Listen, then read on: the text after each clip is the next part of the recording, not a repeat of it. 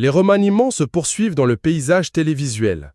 Après le remplacement d'Anne-Sophie Lapix par Léa Salamé aux 20h de France 2, puis de Laurence Boccolini par Faustine Delard dans Les Enfants de la télé, c'est désormais Virgilia S qui annonce son départ. Ce lundi 30 juin, la présentatrice météo a officialisé sur Instagram son départ de BFM TV. Après 6 ans passés au sein du service météo, la journaliste de 35 ans a choisi de tourner une nouvelle page. Elle s'apprête à s'installer à La Réunion avec son compagnon Anthony et leur fille Léna Rose, née en mars 2023. Virgilia S est confiée à ce sujet dans une interview accordée à Gala.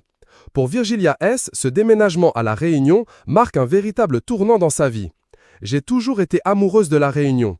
Même avant la maladie, c'est là-bas que je me sentais la plus vivante », confie-t-elle à Gala. Touchée par un cancer du sein en 2023, la journaliste météo de BFM TV a profondément repensé ses priorités.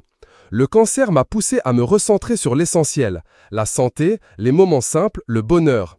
Ce projet de vie qu'elle imaginait au départ pour la retraite s'est finalement imposé comme une nécessité urgente.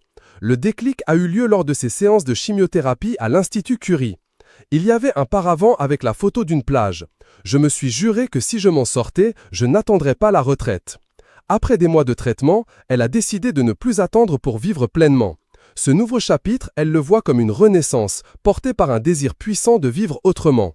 Une fois installée sur l'île, Virgilia S continuera son suivi médical grâce à une prise en charge coordonnée avec son oncologue à distance.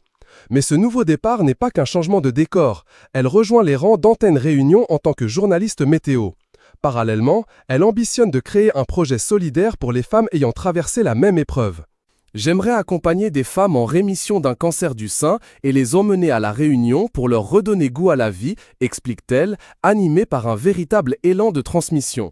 Elle le reconnaît sans détour, l'après-cancer, ce n'est pas évident. Elle veut aider celles qui, comme elle, doivent reconstruire leur vie. C'est aussi un nouveau défi personnel, le tout dans un environnement inconnu mais ressourçant. Pour Virgilia S, l'aventure commence dans l'excitation avec une pointe d'appréhension. C'est une page blanche, un symbole fort d'espoir et de